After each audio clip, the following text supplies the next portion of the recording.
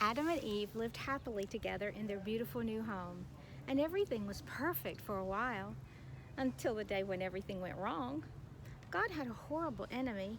His name was Satan. Satan had once been the most beautiful angel, but he didn't want to be just an angel. He wanted to be God. He grew proud and evil and full of hate, and God had to send him out of heaven. Satan was seething with anger and looking for a way to hurt God. He wanted to stop God's plan, stop this love story right there. So he disguised himself as a snake and waited in the garden. Now, God had given Adam and Eve only one rule: don't eat the fruit on that tree. God told them, because if you do, you'll think you know everything. You'll stop trusting me, and then death and sadness and tears will come. You see, God knew if they ate the fruit, they would think they didn't need him, and they would try to make themselves happy without him.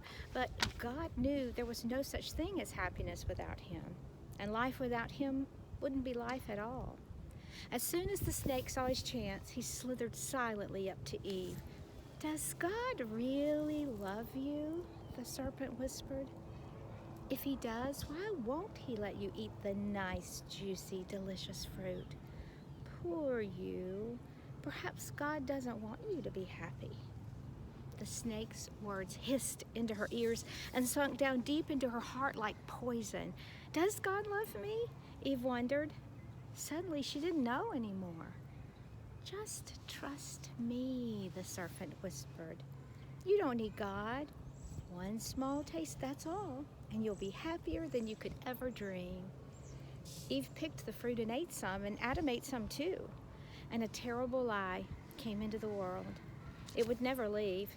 It would live on in every human heart, whispering to every one of God's children, "God doesn't love me."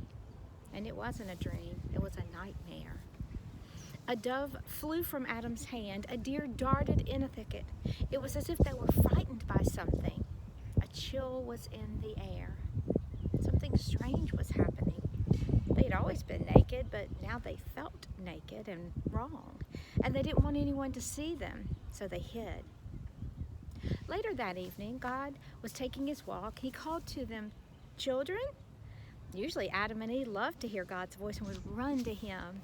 But this time they ran away from him and hid in the shadows. "Where are you?" God called. "Hiding," Adam said. "We're afraid of you." "Did you eat the fruit I told you not to eat?" God asked them. Adam said, "Eve made me do it." "What have you done?" God said. Eve said, "The serpent made me do it." And terrible pain came into God's heart. His children hadn't just broken the one rule, they had broken God's heart. They had broken their wonderful relationship with him, and now he knew everything else would break. God's creation would start to unravel and come undone and go wrong. From now on, everything would die, even though it was all supposed to last forever. You see, sin had come into God's perfect world, and it would never leave. God's children would be always running away from him and hiding in the dark. Their hearts would break now and never work properly again. God couldn't let his children live forever, not in such pain, not without him. There was only one way to protect them. "You'll have to leave the garden now," God told his children, his eyes filling with tears. "This is no longer your true home. It's not the place for you anymore." But before they left the garden, God made clothes for his children to cover them. He gently clothed them, and then he sent them away on a long, long journey out of the garden, out of their home. Well, in another story, it would all be over, and that would have been the end. But not in this story. God loved his children too much to let the story end there. Even though he knew he would suffer, God had a plan, a magnificent dream. One day he would get his children back. One day he would make the world their perfect home again.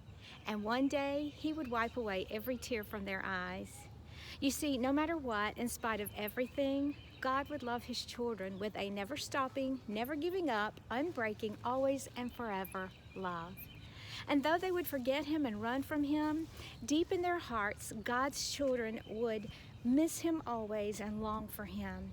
lost children yearning for home. Before they left the garden, God whispered a promise to Adam and Eve. It will not always be so. I will come to rescue you, and when I do, I'm going to do battle against that snake. I'll get rid of the sin and the dark and the sadness you'll get in here. Coming back for you. And he would. One day, God himself would come.